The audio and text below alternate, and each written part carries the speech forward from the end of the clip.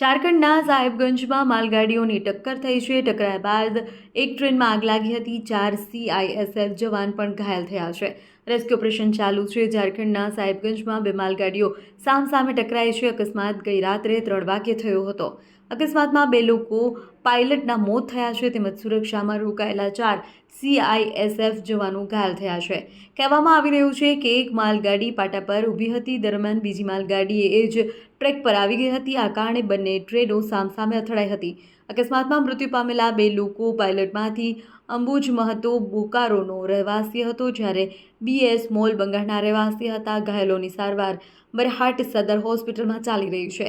ટક્કર બાદ કોલસા ભરેલી માલગાડીમાં આગ લાગી હતી. ત્યાં ઘણા કોચ પાટા પરથી ઉતરી ગયા હતા. ઘટનાની માહિતી મળતા જ ફાયર બ્રિગેડની ગાડીઓ ઘટના સ્થળે પહોંચી ગઈ હતી.